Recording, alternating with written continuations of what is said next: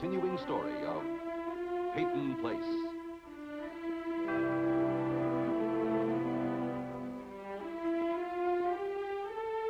Starring Dorothy Malone as Constance Mackenzie, Warner Anderson as Matthew Swain, Ed Nelson as Michael Rossi, Mia Farrow as Allison Mackenzie, Ryan O'Neill as Rodney Harrington, and Barbara Parkins as Betty Anderson.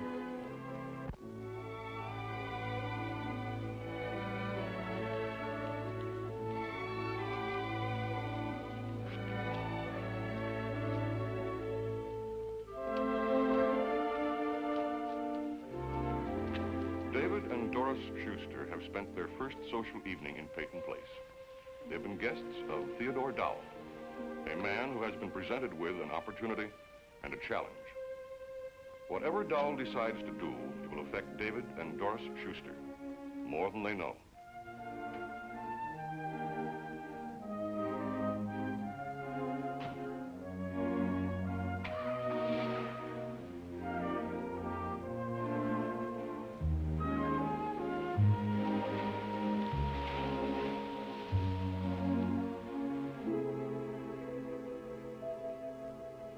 Now, as Theodore Dowell leaves the inn and a meeting that has deeply upset him, he ponders on the decision to be made.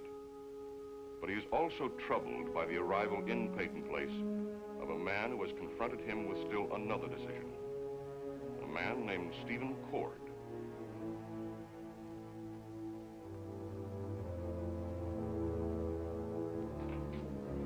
Sorry you had to wait, my dear. Took me longer than I'd expected to pick up these papers. Matt kept me entertained. Oh, you always do. Ted says you're the most dangerous bachelor in Peyton Place. Well, that's just the flattery of an old friend. Good night, Matt. Good night. Ted, what was your impression of David Schuster? Seemed like a very capable man.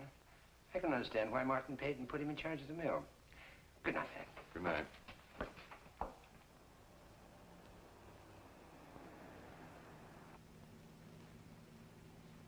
Not a bad dinner. Don't get lobster like that in New York. You see, Peyton Place does have its good moments. Yeah, it's good and bad. Oh, David. Well, it wasn't exactly a social evening, was it? Dowell and I sizing each other up. You're used to that. Happens all the time in New York. Yeah, it's the custom of the country. Have dinner, polite conversation, feed each other out over drinks like opponents. Why is everybody an opponent? It's the custom of the country. I had mine. I thought you liked you. Mrs. Dow was an absolute witch. Well, you were moving pretty fast with that hospital auxiliary. Well, I want to do something here, David. I can't just stay home every minute. Minding Kim. All right. Let's not argue again. Not about Kim. Okay, I'm sorry. I'm sorry, Doris. Okay. She did upset me. How? My dear, tell me, how did you and your husband meet? I don't think she sounded like that. I think she was asking, not probing. She will. Not necessarily. This is a small town, David. People want to know all about their neighbors. It's not like New York. Well, the Dowells are not our neighbors. Everybody's your neighbor here. Haven't you noticed that yet? They'll start out by finding out that we worked for the same firm. And then they'll find out that you were married. That's a common story. Common?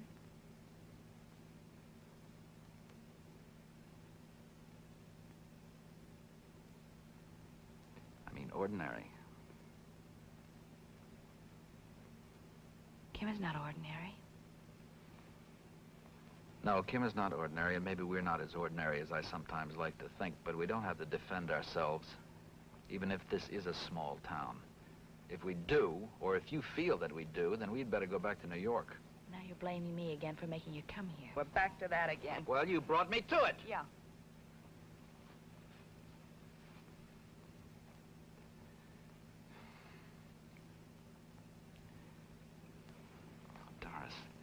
apologize again.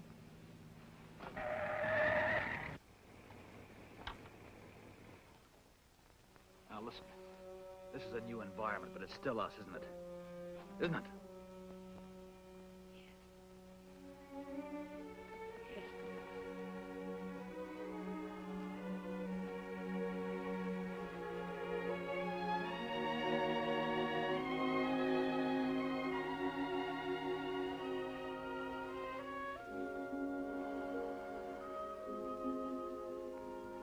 Our neighbors might as well know that about us, too.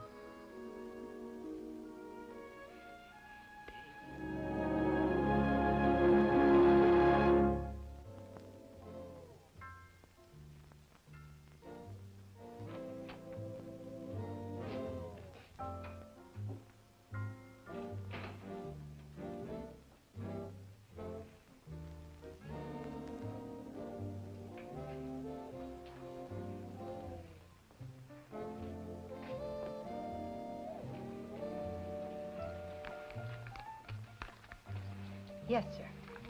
Bourbon. Water on the side. 2 cubes of ice 2 cubes. in the water.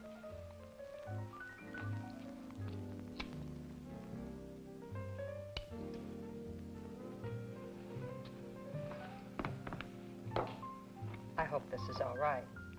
It will be. You're Ada. I'm Ada. Who are you? Stephen Cord. So you're Hannah's boy. How is she? She's fine. And how's he? The same. That means... He won't get better. Well, I'm sorry. I am sorry. Oh, I didn't think you'd be anything else. I mean, after all... She told you that? My mother? Yes, she told me. You have your bourbon, you have your water, and you have your 2 cubes of ice. Have it on the house. And don't come back. Ada. Mrs. Jacks. Mrs. Jacks. Mrs. Jacks, I didn't come here to start an argument. That's good. But I did come here for a reason. I came to see you. Why? Because I remembered you. I remembered you when I was a child. You had long hair. Golden. Oh, it was golden. To me, anyway. Golden. I thought you were very beautiful. You were a kid. You needed a fairy godmother. Well, there were no fairy godmothers for me. Only a great king. And... A housekeeper. and 2 princes. I saw the 2 princes tonight. They were having dinner at the inn with someone. Oh, they didn't recognize me, of course. There was some kind of an argument. Ada. Thank you. And one of them got up and left. Norman Harrington. Why'd you come back? How did he turn out? Norman, I mean. He was his mother's boy. He took her death hard, never got over it. How did he go for father calling mother a murderess? He didn't. What about Rodney? Rodney's different. Mine was Norman. It must be rotten. What's here in this town for you? A job? That's all? A place to drop in from time to time? Someone to talk to? About old times? And you? That's on the house. But you said don't come back.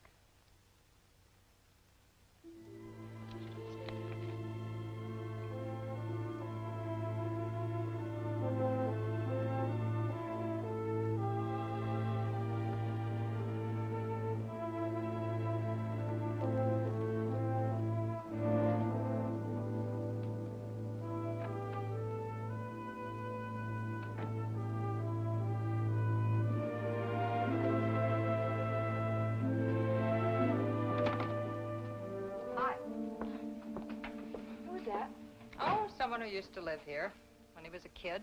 Who is he? His mother's Martin Peyton's housekeeper. What you do tonight? Saw a movie. Alone? Why not? Well, I saw a couple of Kitches crowd there. I didn't go out with them, though. I thought maybe I'd see Norman. Go slow there. Why? From what I hear, Norman Harrington's all wrought up. Well, that's no reason I should drop him. How'd you like to go away? To school? You mean like to a girls' school? A finishing school? Yeah. I've got the money. Well, I don't have the class. You get it. And then what? Oh, what's the trouble? This town, never been good for me. Won't be good for you.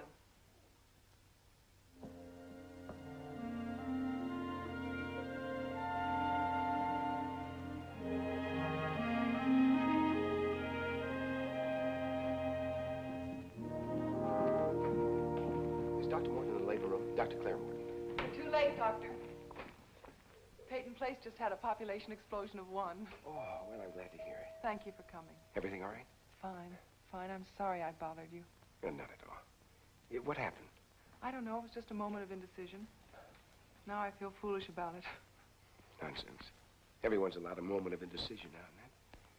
Oh, Rod and I were having dinner together. Turns out he's a friend of the new father's. Hello, Rodney. Hello, Dr. Morton. Mr. Sinclair's? Well, now there's a Mr. Sinclair, Jr. He had a boy. That's great. Now, why do men always say that? Listen, where is he? Waiting outside the nursery, I expect. Well, can I go see him? It's really against the rules. But if Miss Cho or Miss Anderson say anything, tell them I said it was all right.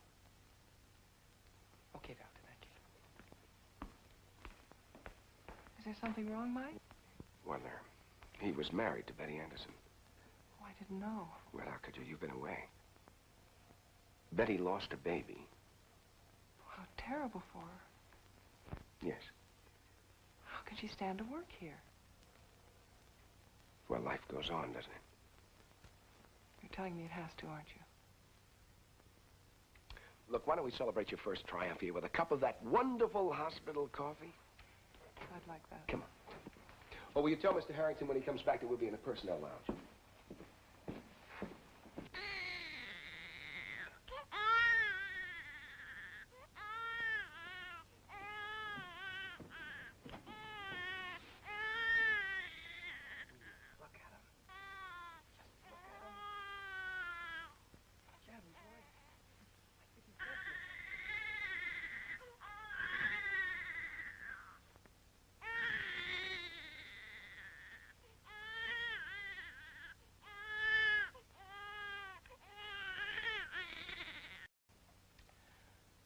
I would like to discuss the nature of panic.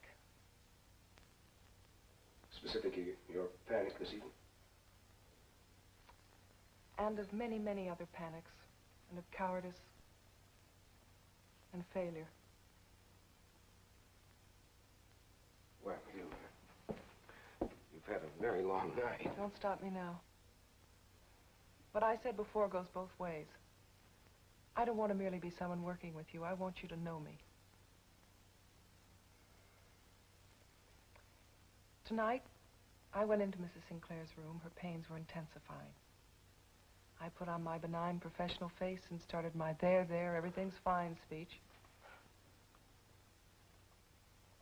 And suddenly that pathetic child woman started to clutch at me, sobbing and begging me to help her. I wanted to run. All of a sudden, I was back in Peru. The Indians staring at me. The mothers holding their quiet children, wanting to give their children life, but not being able to give it to them. I had life. I had all the life of the good food I ate as a child, and the warm home I came from. I had all the life that I held in my hands that came from my training as a doctor. That's what they wanted. My life for themselves. It terrified me. I walked among them in constant terror. You can't judge yourself like that. I mean, how much of yourself can you keep? and him. Great Dr. Vincent Markham. Peru's shining answer to the Dr. Schweitzer tradition. If they wanted tears with their morphine, why, they received it. Sob with us, they cried. Bleed with us. Pray with us. Sleep with us on our soiled mats. Nothing was too self-abasing for the holy Dr. Markham to do. And what about you? What did you do about the filth and the vermin? Oh, I tried, Michael. I tried. I learned their dialect. I learned to eat their foods. I read their history. But that wasn't what they wanted. Growing up in Peyton Place didn't prepare me for what they wanted. In the tradition of Dr. Robert Morton, I tried for perfection. I failed at that. In the tradition of Dr. Vincent Markham, I tried to be a saint. I failed at that. And then he wanted me to be a woman. Who? Why, my husband, Dr. Vincent Markham.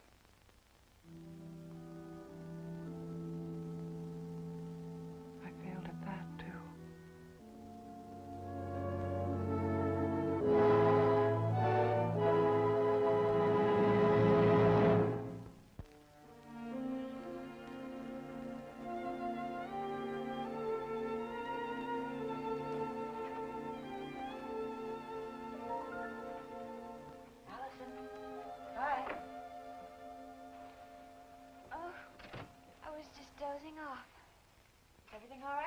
Everything's fine.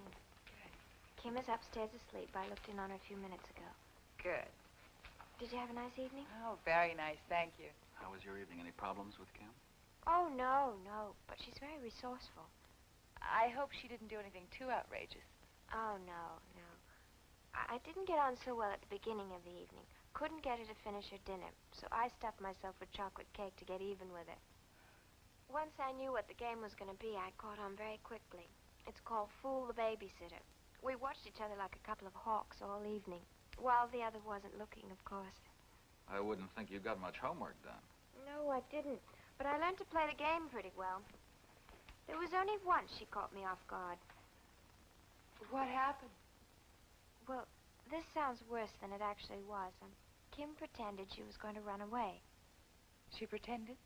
I think she was testing me to see what I would do. Well, what did you do? Well, I accepted the challenge.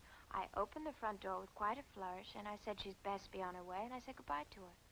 Oh, that was taking quite a chance, wasn't it?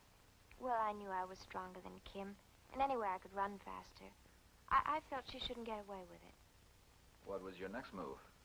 I stuck my head out the door, and I sort of shivered, and I said she better take a sweater if she planned on getting very far. What did Kim do? Nothing. I came back here, and I sat down, and I waited. And, she came back inside. I think you did very well. Didn't she, David? She certainly did. I'm impressed. Well, I wasn't at all sure I'd get away with it. It was a calculated risk, and perhaps I shouldn't have taken it. But you did. And I think it deserves a bonus, don't you, David? Certainly do.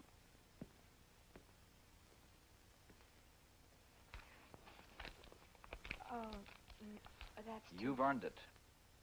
Now, it's getting late. I better get you home. Yes.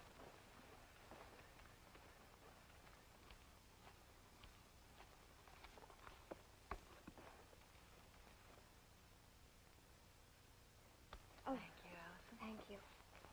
Good night, dear. Good night. Oh, I almost forgot to tell you.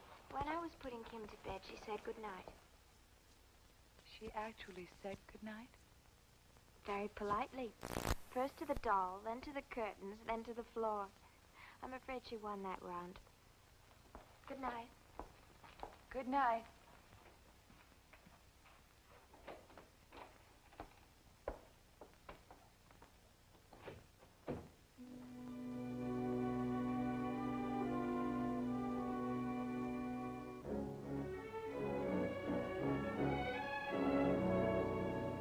You ate all that cake, eh? I think Kim was dying to eat it. She just didn't want to give me the satisfaction. How did you learn to handle children with no brothers and sisters? Perhaps being an only child gave me a sort of edge. Sort of, insight into the enemy tactics. Well, I wouldn't know. I was the only boy in a family of 6. That didn't give me an edge, I'll tell you. No, I can see where it wouldn't. But you seem to have survived all right. Never judge by appearances.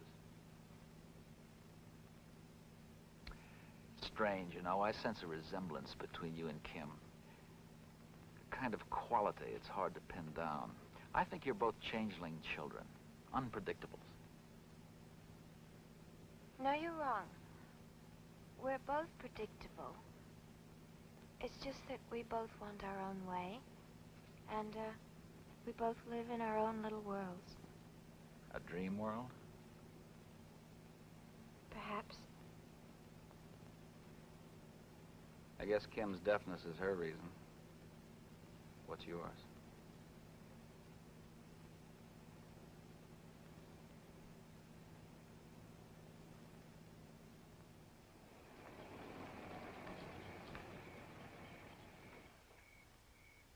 Doesn't look like there's anybody home. Well, do you have your key? Thank you for letting me help take care of Kim. Anytime you need somebody, I'll be glad to come. Well, I'm not sure how often we'll be going out, Allison, but we'll think of you when we do.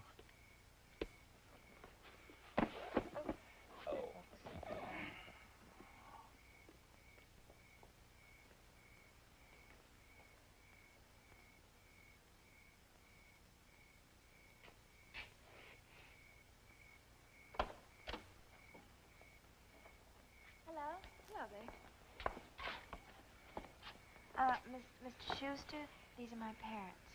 How do you do? How do you do? I hope I didn't bring her home too late. Of course not.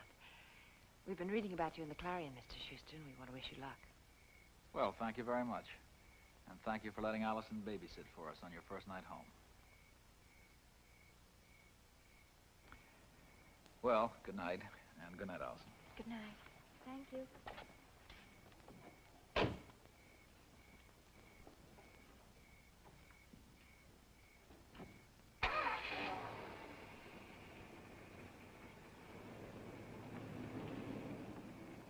Seems quite nice.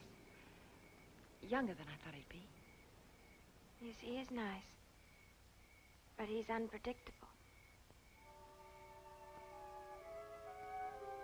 I'm sorry, I'm a bit tired.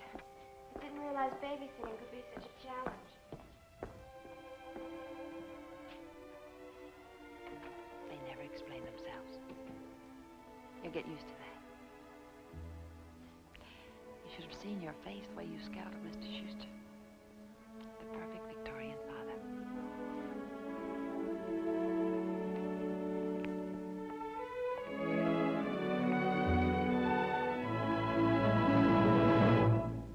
Preview from the continuing story of Peyton Place.